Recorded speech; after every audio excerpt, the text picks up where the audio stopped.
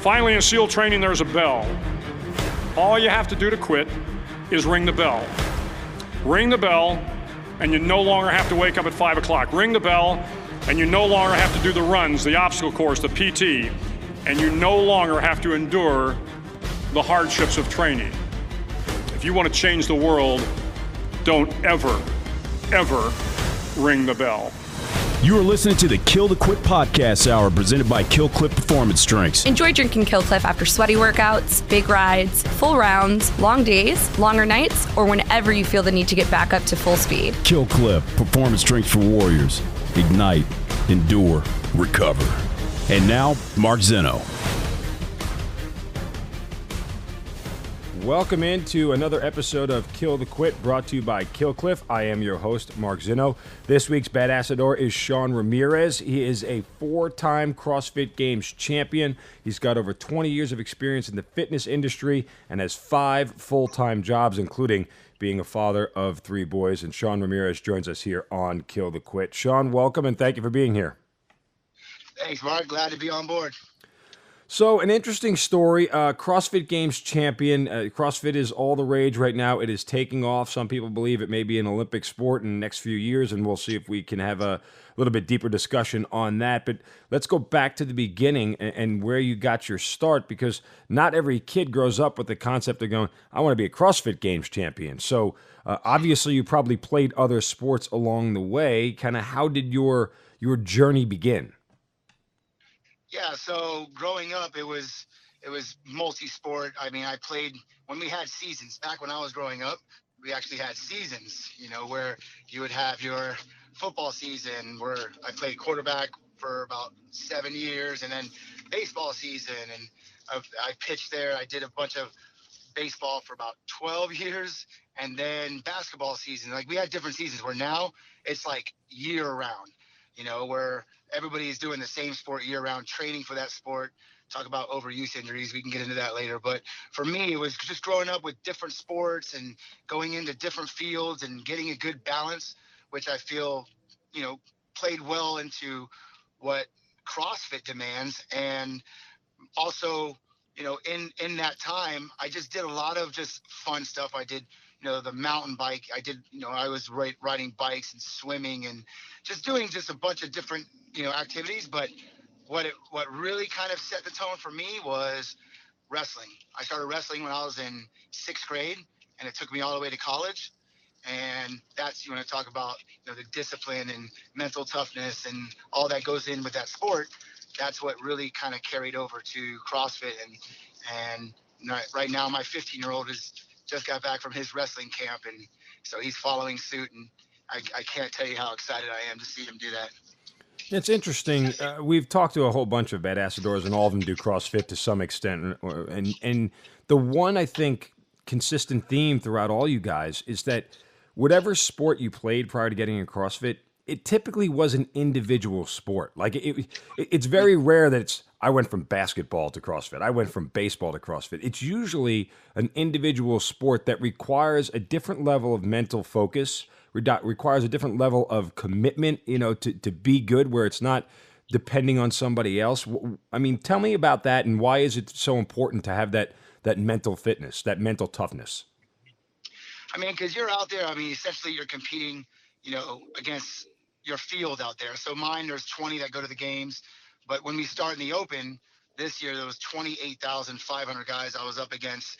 And just that number alone, terrifies a lot of people. Oh my God, I'm competing against so many people. And, and having that background, I feel just, helps you go in there with that confidence, knowing, man, you know what, when push comes to shove, it comes down to me. It comes down to competing against myself and that clock and not anybody else. I got to go in there and bear down and just go in there and battle and fight. And that's what wrestling has taught me. Boxers have that same mentality, and, the cutting weight, the discipline, it transfers over to CrossFit, because CrossFit, when you're out there, it is intense. I mean, it's to the point where you're pushing your body to its maximal, threshold. You're pushing your mind to a whole nother level when you got cameras in your face and your fans there. And, and then on top of that, you got to be able to peak at the right time. You got to be able to perform when it matters. And I think that's what a lot of people fall short of, is not being able to have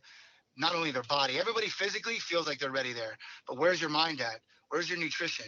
Where's your sleep? Where's your recovery? Like, all those things need to line up and be just 100%, dialed into when you need it most, which is under the lights. And that's what a lot of people don't realize, and they'll peak too early. And I'm 44. I mean, you cannot peak 2 to 3 times a year. I'm not 19 anymore. So and I'm Peaking okay isn't with that. easy at 44. Peaking comes a lot more Oh my difficult than it did at 20. To say the least, right? So you got to just know your body, know the self. And the other thing, which I just did this morning, which is huge, I had one of my mentors out with me, is connecting to the soul, connecting to your spirit, and putting that all in sync. And that for me has been a huge asset to my game. And I can't, like, if I were to do that year round and get into the stretching and the yoga and the meditation and all that, I feel like I would be floating half a year. I wouldn't be ready for it. I feel like for this moment. So just like you dial in with nutrition, I dial in spiritually. And as much as I would like that year round, for this type of setting and for what I do, I have to dial in with that, just like I dial in with everything else. There's a lot there. I do want to get into some more of that as you prepare mentally for, training in the games. So let's go back a little bit to the wrestling career portion of it, because was wrestling something you were good at? Was it something that you excelled at? I mean, take me through kind of your wrestling career and how it leads to the next step. Yeah, funny you mentioned that. I mean, in 7th grade, I started wrestling because it was or 6th grade, I started wrestling, but 7th grade is when it really took off, because there was my cousin, his name was Doug, was like my big brother I never had. I didn't have any siblings growing up, so he was like my big brother.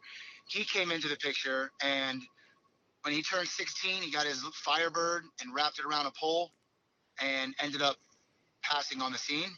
Oh my God. And yeah, it was one of those moments where it changed the whole dynamic of our family to this day. And his father, who's Uncle Melvin, was a very, very strong, influential person in my life. Felt like, because he got in the car, like, he felt responsible for it. Doug was an amazing wrestler, like one of the best in the state. So when that happened, they looked to me, because I just started wrestling, to fill that void. So I felt that there was always something there that I had to fill, and I did it, not because I was good at it, because I felt like I had a responsibility to, live on his legacy that he was creating.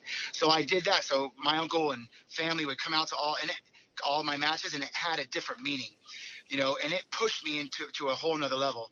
So I won the county championship in middle school, and then when I got to high school, that's when I became the captain in my 2nd year there, and just took off from there. And that for me was, it kind of grew on me because of the circumstances, but I felt like I was at home there, just because all the other team sports that I did, I've never really felt like I made it.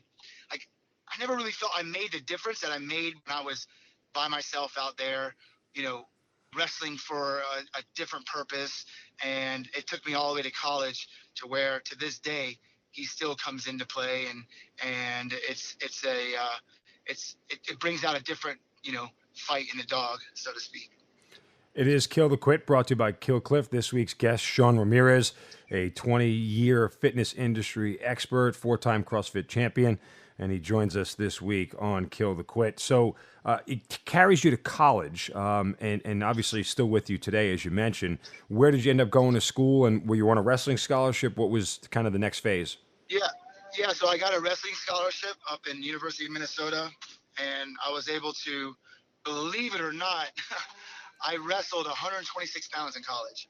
Wow. So, yeah, where I'm tipping the scale at 203 right now, 202, 203. So you can just imagine, I was a late bloomer, as they call it. And when I got up there. How tall are you? I'm 6 foot now. How tall were you back When I was then? in college, I was five. Yeah, I was like 5'7" in college. I Really? grew 5 inches in 1 year. It was Oh my unbelievable. God. So yeah, it was an unbelievable growth spurt. So for me, going to college and having that experience where I was a little guy, I was a small wrestler. My first year, I grew so much. I came back and the doctors are like, wow, you're at 2.5% body fat. Like, you are literally starving yourself to death. You're having a growth rate, like your growth spurt right now, you just grew 3 inches since the summer. This is in the winter. They're like, you need to eat, son, or we may not be seeing you again. So I went back to college and I said, look, I need to gain weight. They're like, look, we hired you. You came in this position for this weight class. That's where you're going to stay. So for me, it was like, all right, either I, risk my life or I move on. So after that first year, I was like, I got to get back home. Came back home, bumped up to 210 right away. I was like, this is the real me now, and haven't looked back since. And it was a good year, but I had to make a choice because when you wrestle at a certain weight, you cannot just jump into 170 or 180 pound weight Sure. class because it's a whole different style. So I knew that wasn't an option, but it got me to college and it got me to where parents were proud. They saw me compete at the highest level up there, and I fulfilled my destiny that was laid out for me, and it's helped me with so many things today. So, okay, so you quit wrestling when you moved back home then, right? It was done? I wouldn't say quit because we're trying to kill that, right? No. Yeah. Yes, But that is no, correct. what I Let me did is, rephrase. You had no, to stop wrestling, obviously, at yeah, 126.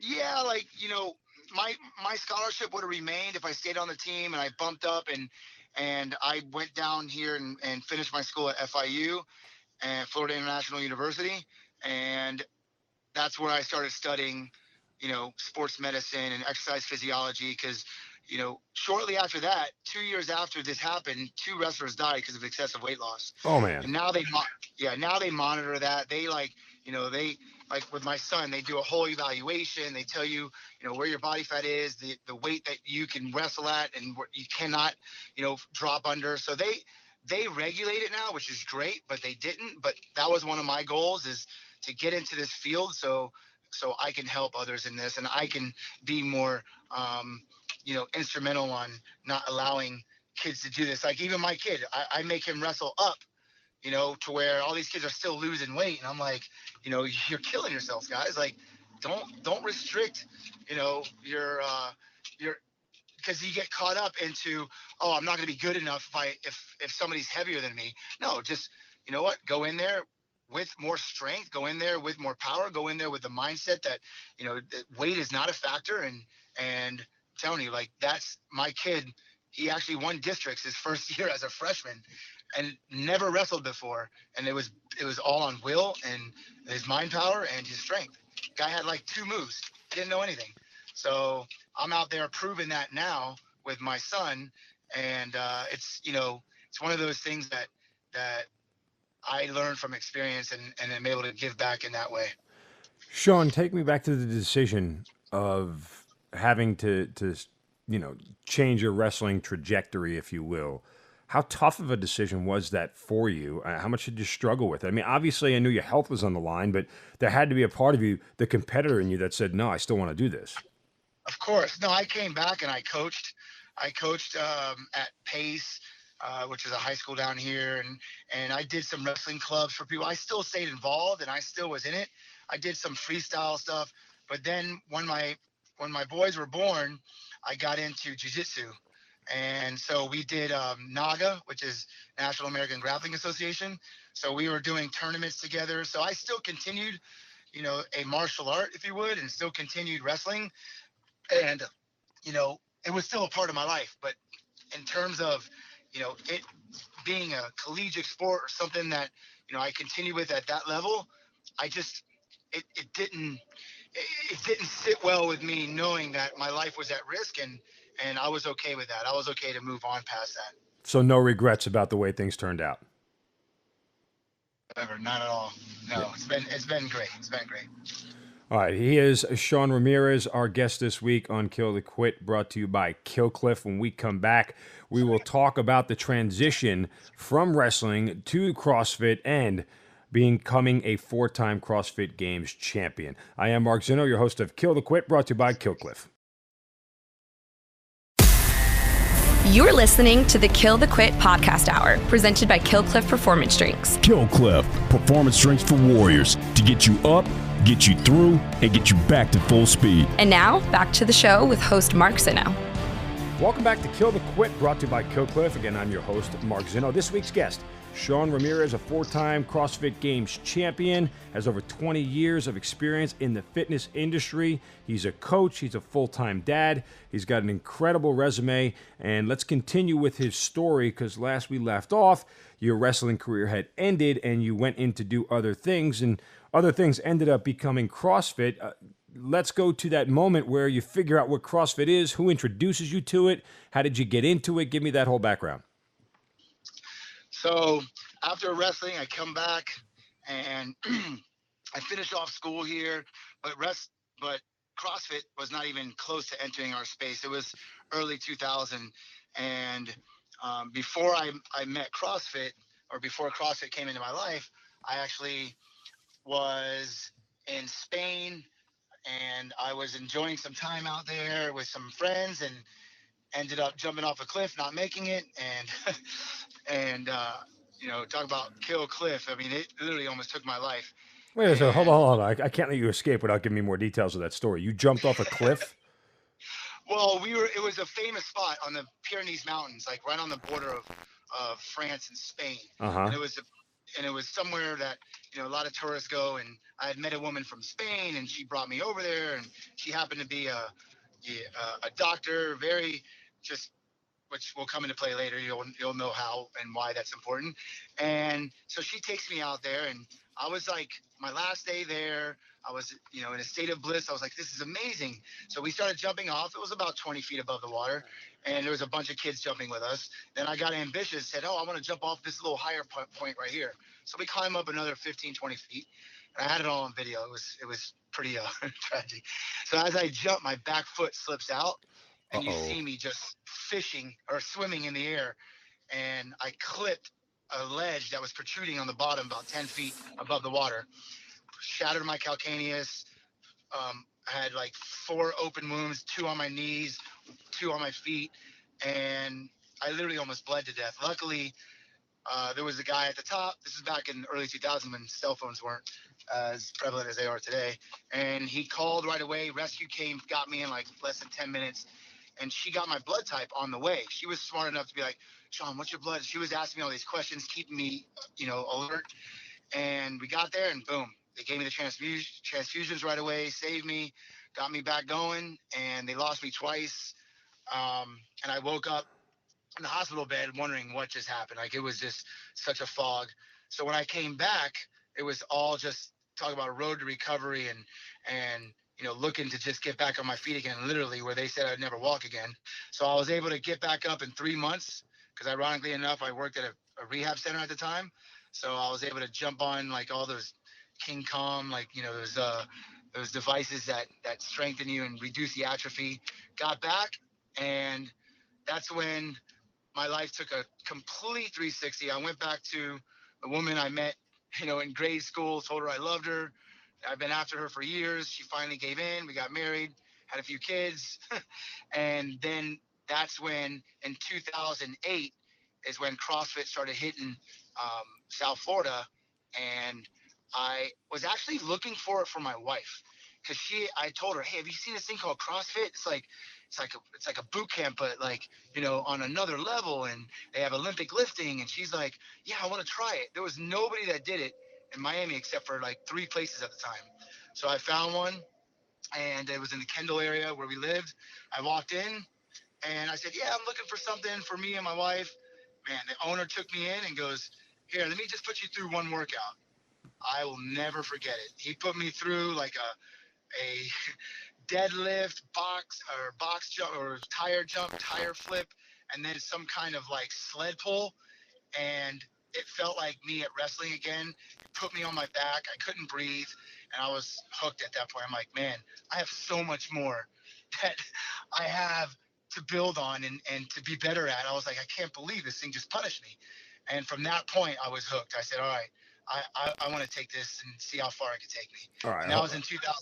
Yeah. I don't mean to cut you off. I do want to go back no, a second because, ironically, the Cliff almost killed you here on Kill the Quit, brought to you by Kill Cliff. Nice plug. Take me through that recovery, man. I mean, like, you wake up in a hospital bed, and do you remember what went on? Do you remember anything?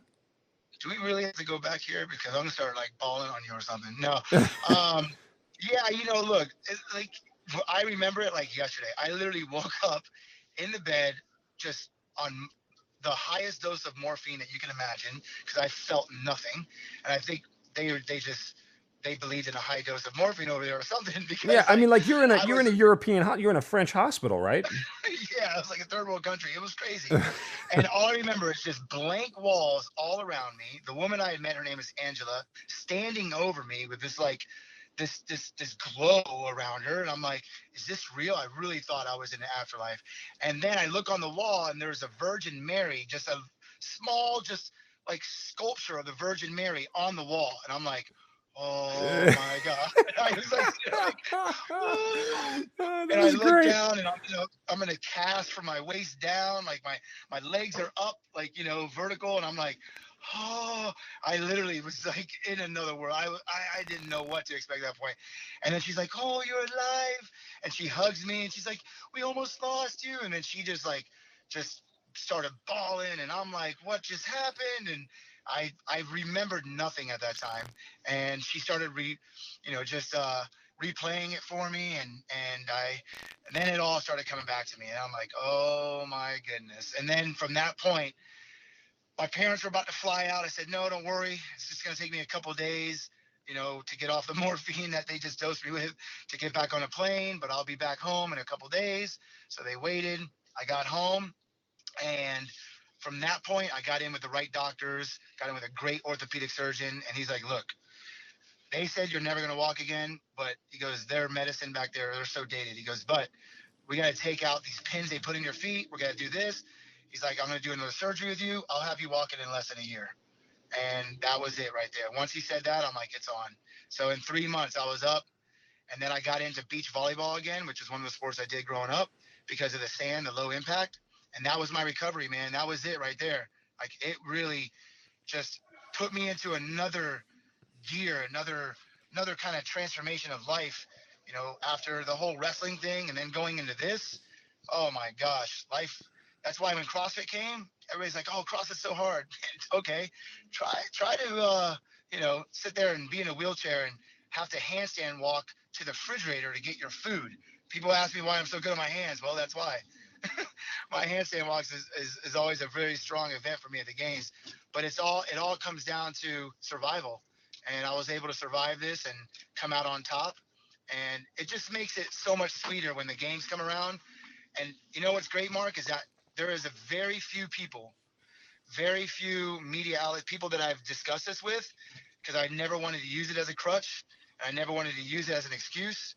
And to this day, running, box jumping, all the things that are high impact, kill me. Like, they literally just, put me to a very uncomfortable state, but I just keep fighting, man. I keep just grinding, and every year it just makes that victory sweeter and sweeter.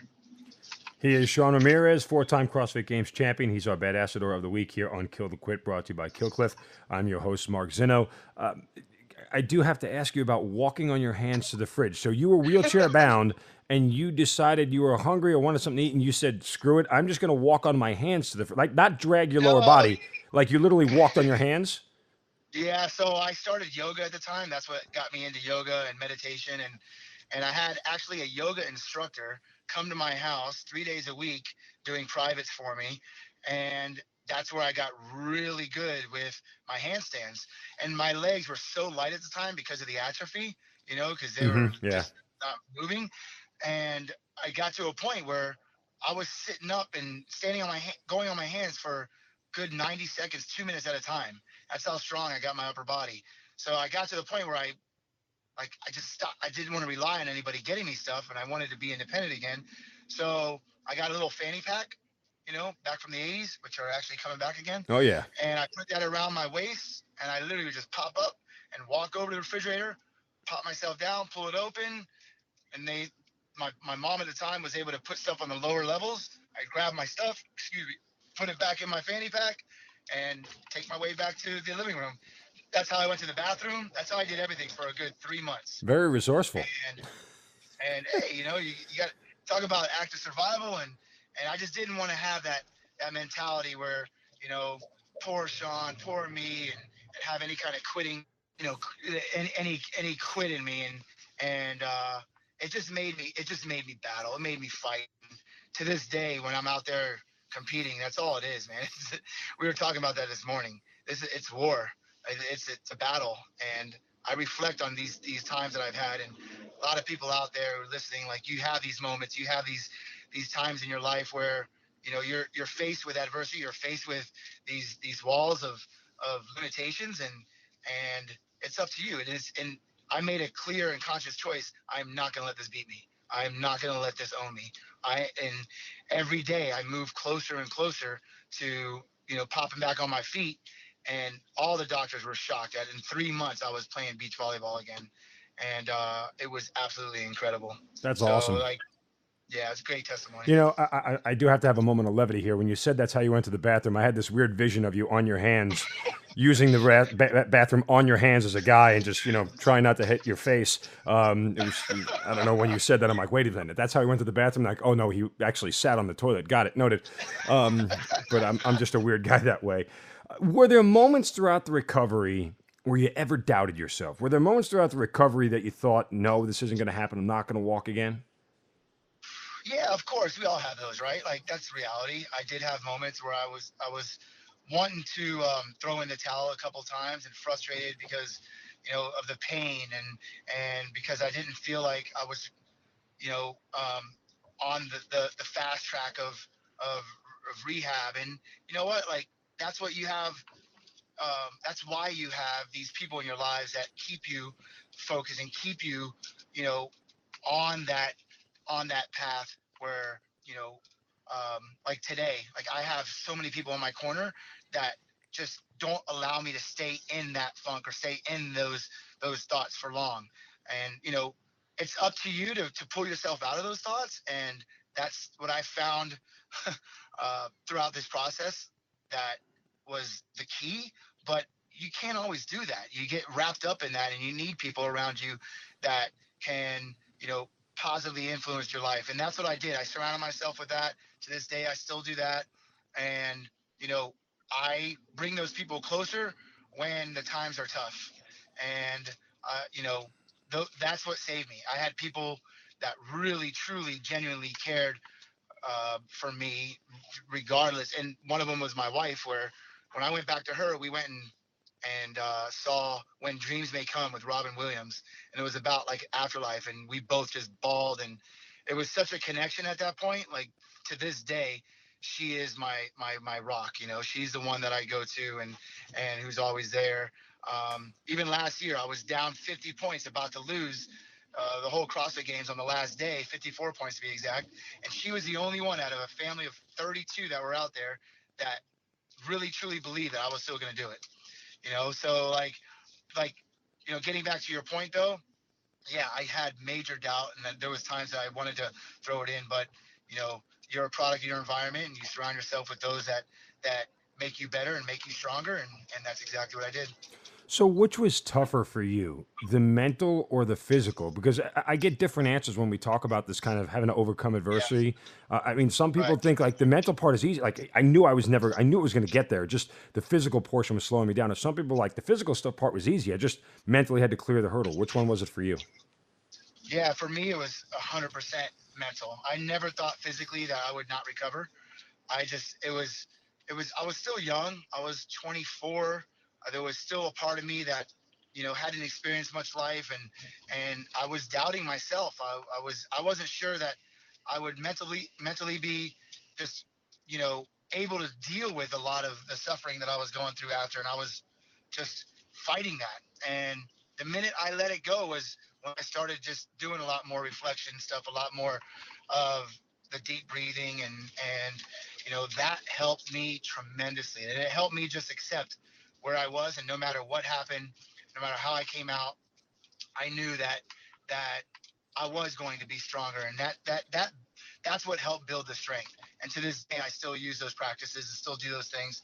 And it really, I'm telling you, Mark, that whole mental kind of in between the ears, whether it's at a competition or whether it's on stage presenting something, or whether it's at meetings where I have to like speak up, like all these things that I went through come into play, and I always think about how much worse it was or how much worse it could be, and that always gets me through at the very end. It sounds so cliche, but that's it. It really does. And the same thing with physical. When I start to hit those thresholds or hit those walls, I think of all the suffering I had, getting out of that chair, or wrestling and losing 16 pounds inside of a sauna, for a wrestling match, like just crazy physical, just torturous acts that I went through. And I'm telling you, right there, gives me that mental fortitude and gives me that strength to persevere. Good stuff. No, certainly great to hear. Okay, so go back to the moment you got bit by the CrossFit bug. You kind of have this workout, and it blows your mind, and you're thinking that there's more to this. So what is next? Well, I was always missing that competitive edge since I came out of wrestling, and I got a little bit of that with the beach volleyball after, because I did go on a little circuit on the beach volleyball side, but I never really had that same feeling I had in college with the wrestling, and I was missing that. There was a void. There was something in my life that was missing, and it was that competitive edge that I hadn't had since college. So when I found out with CrossFit, hey, they have regionals and there's this open and you can compete against the world, I'm like, oh, that's it. And I jumped into that. The only problem was, Mark, is when I jumped into it, I was 38 years old. And Masters didn't start at that time until 45 years old. So here I am, 2011, 2012, at regionals, being the oldest guy there by a long shot. And the weights were really heavy back then, like 100-pound snatch dumbbells. Like, it was just ridiculously heavy. And I was pleading and begging to Dave Castro and to Greg Glassman, please, can you please consider adding another masters group, 40 to 44 at a minimum. And that's when 2013, they granted my wish. And the following year I was eligible, 2014. And that's when I won my first championship, and haven't looked back since. All right, we're going to take a time out. When we come back, we'll dive into more how those games go and how you are crowned a champion. He is Shawn Ramirez, 4-time CrossFit Games Champion, 20 years of experience in the fitness industry. I'm Mark Zinno, your host of Kill the Quit, brought to you by Kill Cliff. We'll be right back. You are listening to the Kill the Quit podcast hour, presented by Kill Cliff Performance Strengths, proud partner of the Navy SEAL Foundation. Welcome back to Kill the Quit, brought to you by Kill Cliff. I'm your host, Mark Zinno. This week's guest, Shawn Ramirez, 4-time CrossFit Games Champion. And when we last left off, they had created a new division, 40 to 44 years old, and you win the first one. So let's get through the training for this CrossFit Games. Like, when you first started and you realized that there were games and there were competitions, what was your training period like? How much different was it than wrestling or anything you had done before? Yeah, the training was very intense. In the very beginning, there's a lot of skills, and every year, obviously, they've evolved and they've gotten tougher and they've gotten more challenging. But that's the biggest challenge with CrossFit is the skill aspect. The Olympic lifting was a tough thing because I hadn't had any Olympic lifting background except for just throwing up some cleans maybe in college. But the skills, the ring muscle ups, the handstand push-ups, all the different highly skilled stuff was what you have to spend a lot more time on, the double unders, those kind of things. So what was the most difficult one to you? Oh, for sure, the double unders, just because of my ankle. Okay. Lack of ankle support.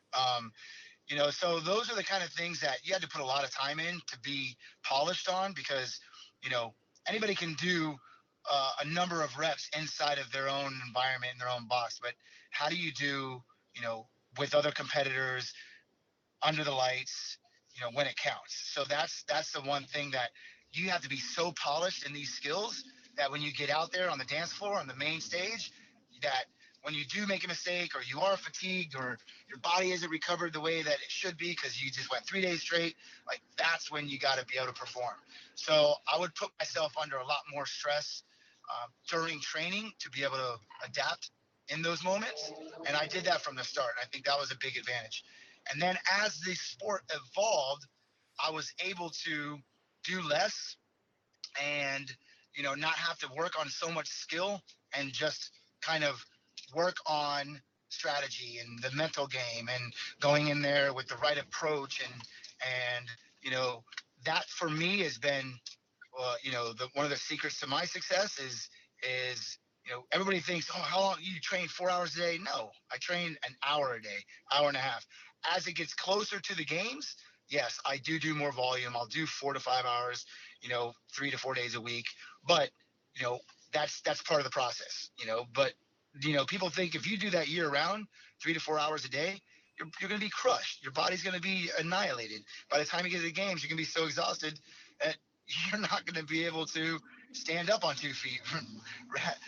Nevertheless, try to compete. I mean, it's not even an option. So for me, it's been, less is more in this sport, where I haven't really announced a lot of that. But being this is my last year, I'm going to start to talk about it a lot more, because a lot of people have this misconception of, spending hours and hours in the gym and refining skills. And no, sorry, Mike, that's not the way it goes for me. Or that hasn't been my road to success. What about nutrition, rest, recovery, all those things? As a wrestler, obviously that's a huge part of being successful. Different, similar compared to CrossFit? What's that like? Nutrition with wrestling, there was no nutrition. Spitting in cups and like, come on, like I'd be lucky to get 500 calories a day. But no, the nutrition here, I've had nutritionists, I've had people that, I counted all my calories and macros and all. I've gotten crazy with this. What I found is there's apps that are out there that are just as good as somebody dialing you in and putting you on a nutrition plan. I've been doing it long enough. I know what I need. And when you dial in, when you actually focus in, like, nutrition is 90% of it. Like, it is. And everybody always says, oh, nutrition is the game changer. It really is, Mark. Like, it's to the point where, like, if I eat to perform, I don't eat to look good, or eat to try to trim down, or no, I eat because it gives me fuel, and I eat the right things at the right time. It's all nutrient timing, and that for me has been the one difference maker, where, nutritionally I've been sound for the last 4 years at the right times. Isn't that annoying though? Like, because food is great. Like, I love food. We all love food, and there's things we love to eat. When you are an athlete and your body is literally your moneymaker, the nutrition part, you want to talk about willpower. I don't think it's the alarm going off at 4:30 a.m.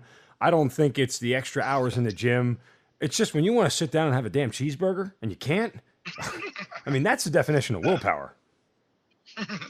Again, man, I mean, look, my Achilles heel is donuts. Man, you put a dozen of glazed Krispy Kreme in front of me, and I will knock that thing dead within seconds. Like, it is bad. But like, that was something that somebody just said to me the other day. What are you gonna do after this year's games? What's the first thing you're gonna eat? I'm like, Krispy Kreme donuts. That's it. I'm in it. And I look so forward to that. But I'll tell you, like, look, leading into the games, it's crisp. Like, I am to a T. I don't eat fried foods. I don't eat bread. I'm no processed food. I'm very, very strict. Now, that doesn't mean that, when I'm with my family and we're out, yeah, I'll have piece of a cake or something. I'll still enjoy, my time out and be like, no, I can't do that. No, I can't, like that's not me. I don't drink, like my last drink was at New Year's and then I'm done. I'm very disciplined with the alcohol side, but in the terms of eating, shoot, like I dial in like 3 months out, I'm clean, clean, clean. But leading up to that, man, I have my cheat weeks, forget days. And I'm cheating that whole week just because I can, and even like leading into the open or the qualifier, which is the first 2 stages, I'm not, so disciplined on my nutrition because I know that starting in mid-April, late April, all the way to the games, I'm 100% dialed in. I'm 100% going to be on my nutrition, and I have a great time prior to that, and I'm looking forward to that dozen donuts following. So you go from crisp to Krispy Kreme. I like that as far as your eating is concerned. Let's move forward to the first CrossFit Games that you enter. Did you know what you were really getting into? Like, obviously, you knew the events that took part of it, but as you kind of approach this moment, what's it like? What's your emotions? What are you thinking and feeling? Yeah, like leading into the first games, I didn't know what to expect. So I go in there and, I was up against like 12,000 people in the open, and then we get there and it's the final 20, and the original Games Champion is there I'm competing against, and there's a bunch of different things going on. But I was talking about this morning, ironically enough, and it was just fun, Mark. It was like I didn't think. I just went out there and just did work and had fun doing it, and didn't really put much thought and didn't process much. So weren't intimidated by anything? More enjoyable. No, I was literally like happy to be there and having fun. Yeah, I was the number one seed. I won the open. I won the qualifier. There was a little bit of, expectation or hype on that, but it never really settled in on me. I never really thought about it.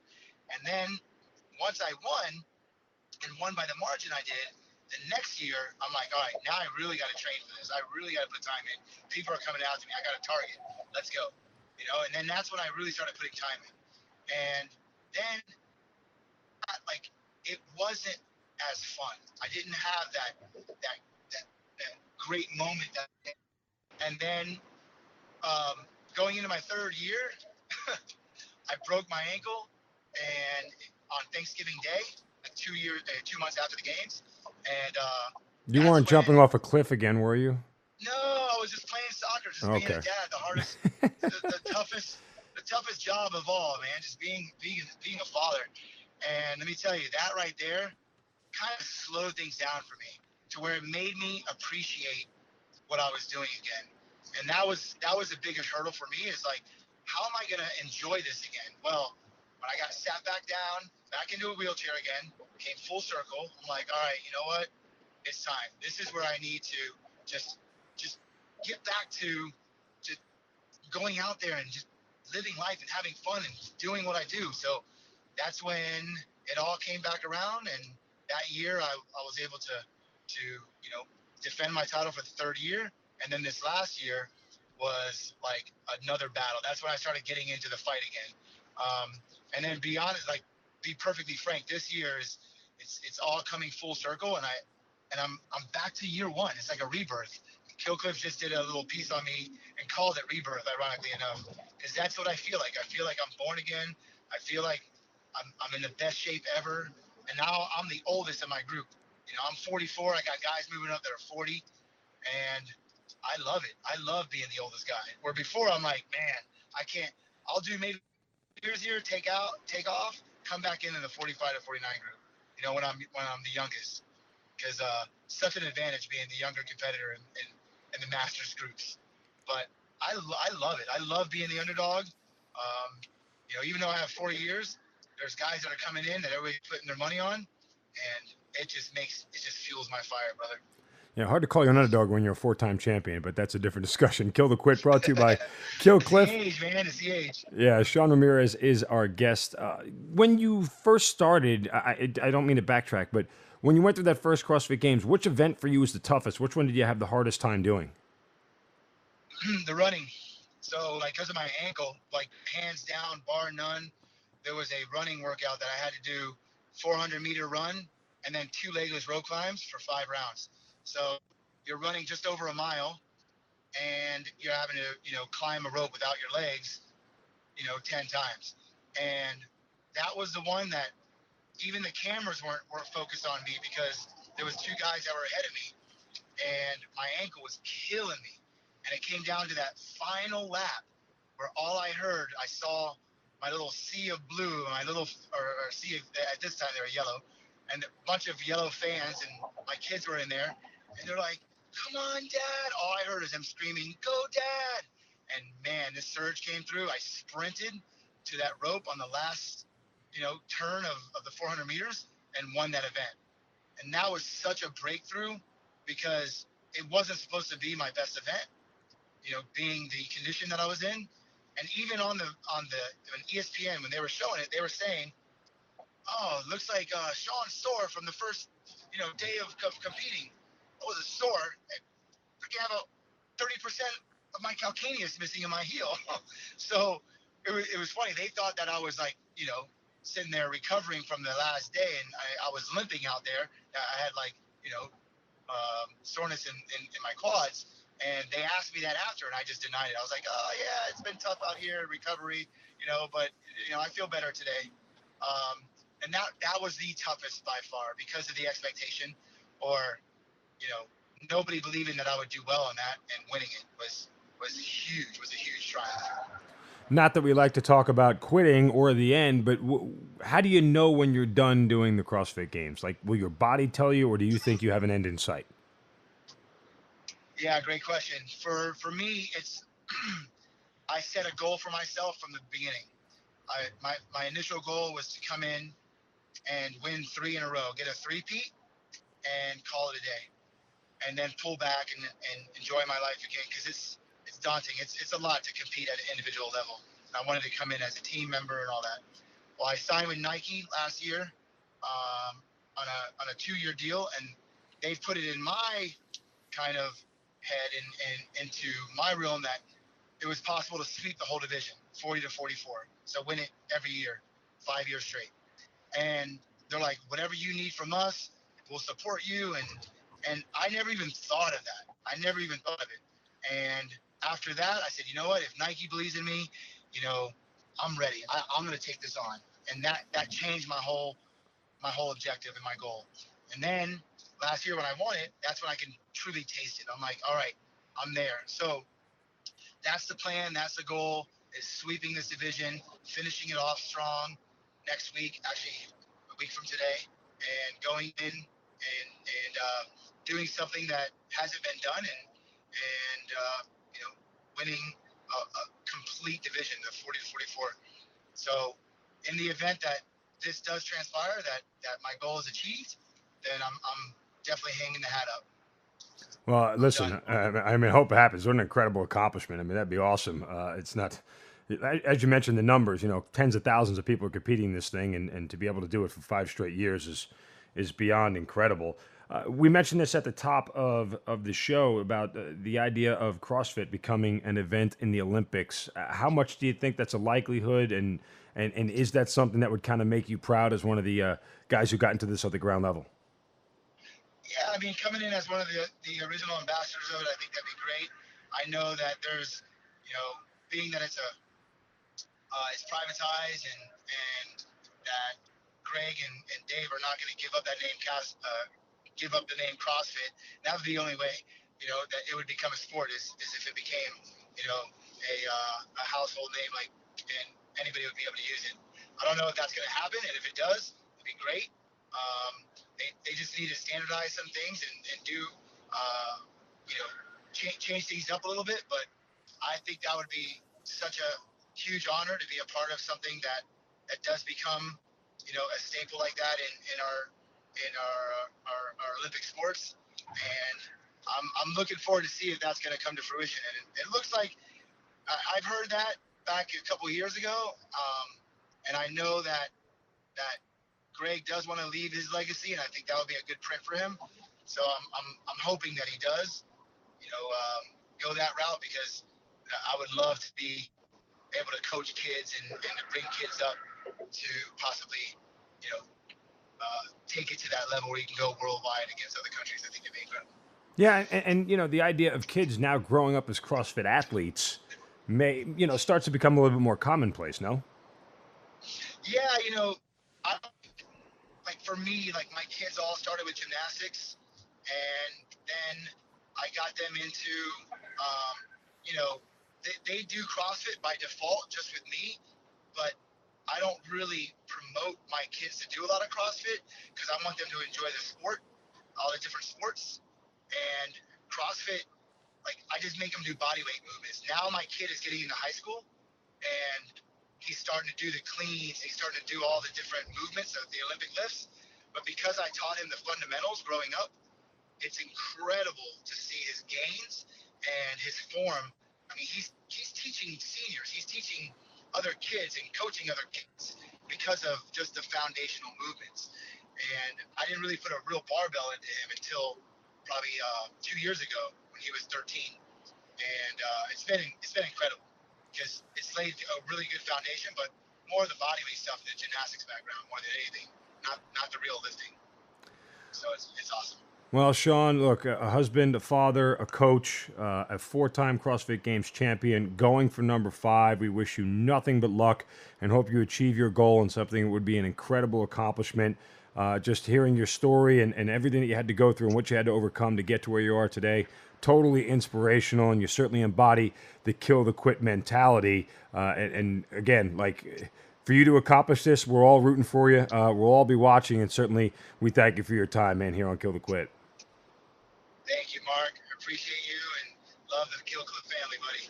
This has been another episode of Kill the Quit, brought to you by Kill Cliff. We'll see you next week. WFON and W292 EV Marietta, a Dickey broadcasting station. live from the Wellstar Health System Studios. 1230 and 106.3 FM, The Sports X.